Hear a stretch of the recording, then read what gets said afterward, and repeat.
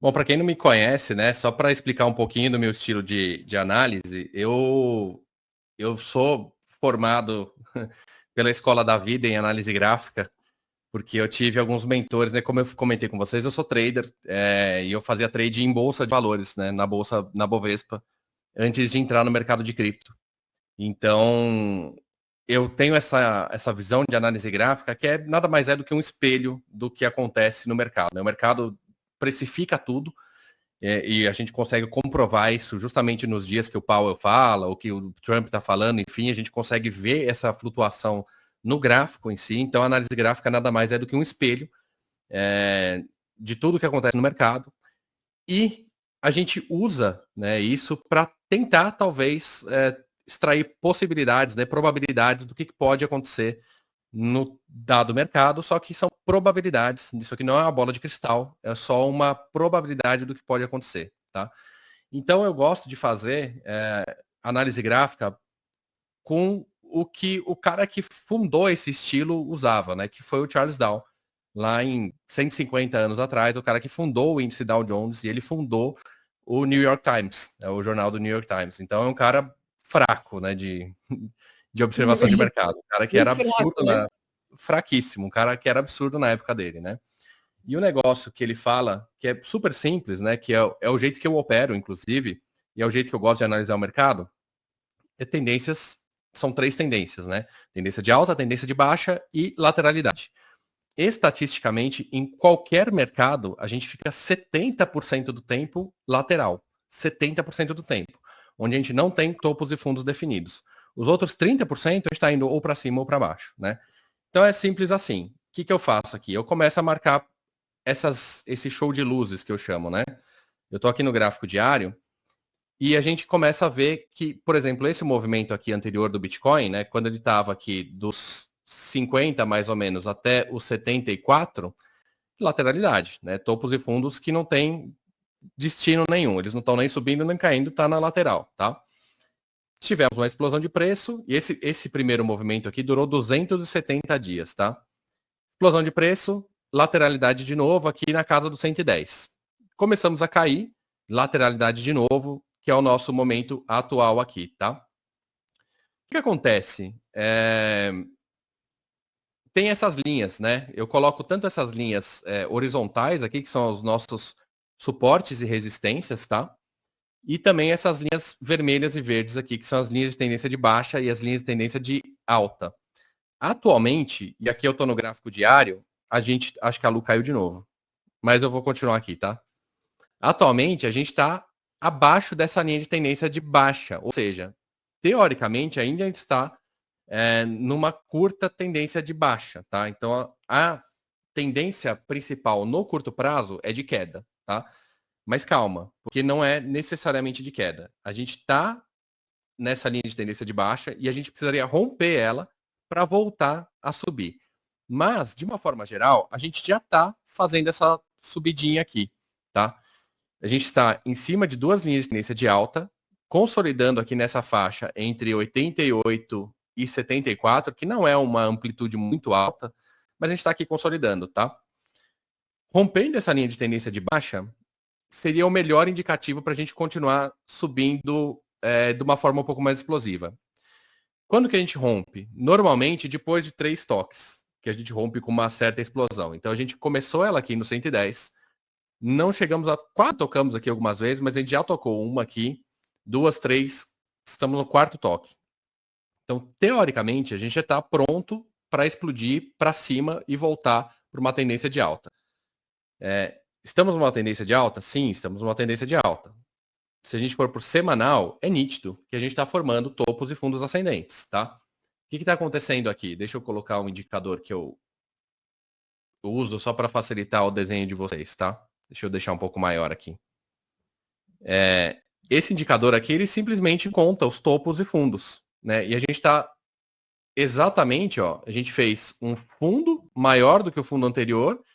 Esse topo aqui foi menor do que esse topo, então qual que seria o próximo movimento clássico dessa teoria? Subir para cá e fazer um topo maior do que esse topo aqui, depois vir para cá, fazer um fundo maior do que esse fundo aqui e assim consequentemente, tá?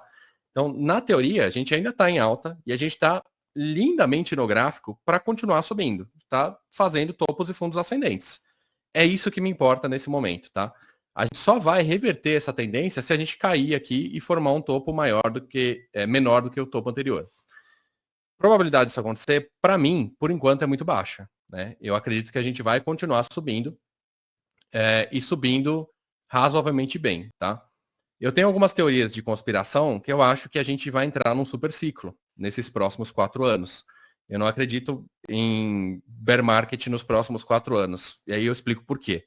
Primeiro porque os ciclos que todo mundo fala, né, de cripto que foram respeitados até agora, do halving, dos 12 meses depois do halving, são ciclos que aconteceram 3 vezes na história. 3 vezes na estatística de nada. Esse é o meu primeiro ponto. Né? E todo mercado, eventualmente, tem super ciclos. Né? Tem até um livro do Samuel Banner, que foi um cara que falou muito de ciclos de mercado, lá 200 anos atrás também, que explica isso, que a gente sempre tem super ciclos no mercado. E o maior deles, né, dois que a gente consegue comprovar, ouro. Depois do lançamento do ETF do ouro, a gente ficou 8 anos subindo ininterruptamente, 8 anos, tá? E o S&P 500, que está há 16 anos subindo ininterruptamente. Quer dizer que a gente não vai ter drawdowns no meio do caminho? A gente tem. Mas não se como um bear market para mim, tá? Um bear market, em literatura clássica, se caracteriza por quedas maiores que 20%. Isso em cripto é muito óbvio, né? Isso vai acontecer porque cripto ainda é um mercado muito pequeno. Então 20% para cripto não é nada. Né? Do topo do Bitcoin até agora, a gente está com 35% de queda já. Então isso vai acontecer. Mas para mim são só drawdowns, não é um bear market. A gente não entra em tendência de queda. A gente continua em tendência de alta, tá? Então essa é a minha expectativa de criptos de forma geral, porque a maioria delas segue o Bitcoin ainda. Se o Bitcoin está subindo, a maioria das criptos ainda está subindo. Com exceção de algumas, que daqui a pouco a gente vai falar de Ethereum também. Mas tá tudo bem, né? Eu acredito que a gente está muito prestes a ter uma explosão de mercado, justamente pelo que a Lu fala todo dia aqui, de macroeconomia americana, de guerra comercial, das tarifas. China chegando a um acordo com os Estados Unidos, isso vai acontecer, cara, porque a China, 25% das exportações da China são para os Estados Unidos. E eles até deram uma entrevista falando que eles não precisam dos Estados Unidos e blá blá blá, mas é mentira isso, né? Óbvio que eles precisam, cara. Se tomar uma porrada de 25%, ninguém vai ficar feliz, né? Ninguém vai ficar confortável no seu dia a dia. E isso vai acontecer, né? O Trump já começou a abrir mão um pouquinho, né? Já tirou as tarifas de computador e celular, né? Já isentou essa parte, que é Apple, grandes fabricantes mundiais.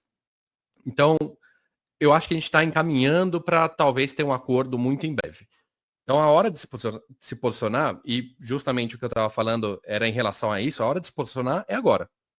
É a hora de você refazer a lição de casa, ver tudo que você precisa fazer, deixar o dinheiro de cripto um pouco mais alocado no sentido de, cara, vou esperar e não vou mexer nisso agora, porque se você perder, e aí eu já vou mostrar um estudo bem legal em relação a isso, se você perder só 10 dias no mercado, você vai ter 50% a menos de lucro do cara que ficou 100% alocado. É uma coisa muito louca, assim, mas é um estudo que fizeram, que o Royal Bank of Canada fez, que é incrível, assim, que é uma coisa que eu sempre tento trazer para a galera. Depois que você faz a sua tese de investimentos, a sua tese fechada, segue com ela, tá? E aí vai fazendo o que a Lu falou, assim, se teve 100% de lucro numa altcoin, cara, realiza, deixa o caixa, pega esse caixa, bota em outra, vai fazendo DCA, né? Vai equilibrando a sua carteira com base no que você precisa. E vai readequando o seu patrimônio, né? Tem gente que tem, sei lá, a meta de ficar, sei lá, com 5, 10% de patrimônio em cripto. A minha é 50%, a minha é gigantesca, porque eu comentei com vocês que eu vivo disso e que eu recebo em cripto, né? Das corretoras, enfim. Então, para mim, faz sentido ficar nisso. Né? Tanto piscinas de liquidez, trade, eu tenho capital para tudo isso. Então, para mim, faz sentido, mas para vocês talvez não faça. Então, faça a lição de casa agora, porque a gente está nesse momento de mercado que, para mim, está muito, muito perto da gente explodir. Muito perto. E aí, só para mostrar o estudo, cara, isso é muito legal. É esse estudo aqui. Eles fizeram um teste, né, com o S&P 500, colocando $10 mil de janeiro de 2003 até dezembro de 2022. E o cara que deixou 100% do tempo investido teve $65 mil no final desse período, tá? Que foram quase 20 anos aqui. O cara que perdeu 10 dias de mercado, e esses 10 dias, 7 foram em bear market, né? Foram em mercado de queda, são os 7 melhores dias de valorização. o cara teve 50% a menos de valorização do que o cara que ficou 100% alocado. 10 dias. Cara, é nada em 20 anos. O cara que perdeu 10 dias em 20 anos teve não conseguiu ter o lucro tão bom quanto o cara que ficou 100% alocado. E assim, consequentemente, né? O cara que ficou 20 dias, 30, 40, 50, 60, tá? Isso aqui é uma coisa que poucas pessoas têm essa noção, né? O investimento é um negócio chato. É que nem você assistir tinta secar na parede, cara. Você tem que deixar o negócio acontecer. Porque o maior lucro que vocês vão ter em cripto, de forma geral, não só em cripto, mas em todos os mercados de forma geral, é no longo prazo, é no buy and hold. Né? Você pode fazer trade, você pode ser um trader incrível, de liquidez, você pode fazer o que você quiser, cara. Mas nada vai bater a valorização no longo prazo de investimento de buy and hold. Tá? Então, a não ser que você seja um trader absurdamente incrível, eu conheço os caras que fazem tipo 2 milhões de dólares por semana. E aí é difícil de bater. Mas isso é raríssimo, né? Não é qualquer um que consegue fazer isso. Então, no final das contas, a sua maior lucratividade sempre vai ser de buy and hold, tá? Então é isso que eu quero mostrar. E outra coisa bem interessante, né, que o mercado de cripto, ele segue totalmente o mercado do S&P 500, que eu falei para vocês que está há 16 anos subindo ininterruptamente, né? Quando a gente teve esses últimos drawdowns aqui do S&P 500, né, e nesses 4 drawdowns, que a média foi de 17% de queda, de 12 meses depois, até 12 meses ou até 24 no máximo, o S&P 500 sobe até 20% em um ano, tá? Se o S&P 500, e agora a gente está com 10% de queda no S&P 500, se o S&P 500 sobe 20%, cara, a cripto vai subir 100%. Porque é extremamente volátil, né? É um mercado muito menor. Então, e é por isso que eu acredito que a gente está, assim, muito, muito perto de uma explosão. O S&P 500 vai começar a recuperar assim que tiver um acordo. O S&P 500 vai subir 20% e cripto vai subir, cara, mais de 100, assim. Vai ser um negócio, acredito que bem explosivo, tá? Pula para alguma outra... Pula para Ethereum, Lu? O que você acha? Já pula para Ethereum, mas só enquanto tu abre o gráfico de Ethereum aí. Pessoal, o que o Will está falando é uma tese que a gente, como acompanha o mercado mais de perto, para vocês parece ser algo muito tópico, só que para a gente é algo muito palpável, porque a gente está todo dia acompanhando ali isso. Então, quando vocês olham e falam que não consigo acreditar nisso, parece quando eu estava ali em 16, que eu estava falando sozinha, sabe? Então, prestem muita atenção. Se vocês não ouviram bem, não abriu o ouvido para o que o Will falou, escutem novamente. Voltem à gravação depois de terminar e escutem o que ele falou. A teoria de ciclo, ela não reverbera, não é no mercado cripto. Ela reverbera na economia global. Então, quando ele está falando sobre o S&P subir 20 e cripto subir 100, é que a correlação é altíssima. Hoje a correlação está mais que acima de 0,6 para Nasdaq, que é a Bolsa de Tecnologia Americana, e para S&P hoje está 0,50 e pouco, mas já sempre foi acima de 0,9. Descorrelacionou há pouquíssimo tempo. Mas o normal, né? A gente está num desvio do padrão, mas o padrão é uma correlação altíssima para ativo de risco, tá? Então, a primeira coisa que vocês têm que não podem se perder é acreditar que estamos em bear market, porque tecnicamente e fundamentalmente é muito difícil. Depois eu vou passar o gráfico do M2 Global no final, depois de fizer toda a tua análise, só para falar sobre isso rapidamente, porque eu acho importante das pessoas entenderem do que se trata uma política monetária e do que se trata uma base monetária aumentando de forma infinita versus algo que é finito. Então, só para não atrapalhar teu raciocínio aí. Não, imagina, perfeito. Agora é a parte que eu vou ser xingado aqui, porque todo mundo tem o fã-clube da Ethereum, né? Mas beleza. Vai ser xingado. Não tem problema. O que acontece, cara? Ethereum. Eu tenho uma teoria de Ethereum, que a Ethereum, na verdade, não é uma teoria, né? A Ethereum está perdendo muito em relação ao Bitcoin e a algumas Layer 2 especificamente, né? o Ethereum, ele sempre foi, cara, até dentro do último bear market, assim, 2021, quando a gente bateu o topo das criptos e começou a cair, o gráfico do Ethereum e Bitcoin era praticamente o mesmo gráfico, né? Era muito igual, né? Se você até olhar o desenho dele de forma geral, ele parece muito com o gráfico de Bitcoin. Só que chegou um momento, e esse momento foi aqui, basicamente, que o Bitcoin rompeu essa primeira linha de tendência de baixa, o Bitcoin fez essa recuperação e está prestes a romper a segunda, e o Ethereum não rompeu nem a primeira ainda, né? Então, assim, o Ethereum se descorrelacionou muito em relação ao Bitcoin, né? O Ethereum era um ativo que 5 anos atrás todo mundo falava, cara, você tem que ter na sua carteira, sei lá, você tem 20% de Bitcoin, você tem 20% de Ethereum. Era um ativo que era muito correlacionado e era pau a pau, né? E muita gente falava até cara, Ethereum vai flipar o Bitcoin de valor no final das contas, porque Bitcoin é deflacionário, tem limite, blá blá blá, e Ethereum é infinito, pode, cara, vir muito mais dinheiro para Ethereum, blá blá. E isso não aconteceu, né? Tanto que os ETFs de Ethereum atualmente estão as moscas, cara. A galera tá colocando dinheiro nos ETFs de Bitcoin e não de Ethereum. E graficamente a gente consegue comprovar isso, né? O Ethereum não rompeu nem essa primeira linha de baixa aqui, ó, tá começando a romper agora, tá? E tem uma bela de uma resistência aqui, na casa dos $1.800, né? E eu fiz essa consolidação aqui porque é uma área que o Ethereum, ó, ele gosta de ficar nessa consolidação, entre 1.500 e 1.800, tá? Ó, 1.500 e 1.800. Aqui ele até caiu para baixo, 1.500, 1.800. Ele rompe e volta para essa região. Por que isso acontece, né? Isso aqui são números de força. O que são números de força? São as pessoas que compraram Ethereum a $1.500. Quando bateu 1.800, o cara realizou. Falou, cara, eu fiz uma grana. Se cair para 1.500 de novo, vou deixar minha ordem ali, porque eu já fiz essa operação uma vez no passado, deu muito certo. Então, se acontecer de novo, eu vou ganhar dinheiro de novo. E se acontecer de novo, vou ganhar dinheiro de novo. Isso são os números de força. E por isso que as consolidações existem, porque as pessoas psicologicamente têm esse padrão na cabeça delas. Eu, por exemplo, comprei Sui a 1,60. Quando o Sui foi chegando, caiu dos dois ali, eu falei, cara, é agora, vou encher a mão de Sui, porque a Sui, comprei a 1,60, ela bateu 5,40. Eu fiz um belo de um patrimônio ali, né? E se isso acontecer de novo, vou comprar de novo. Acontecer de novo, vou comprar de novo. Infinitamente você vai rodando esse ciclo, tá?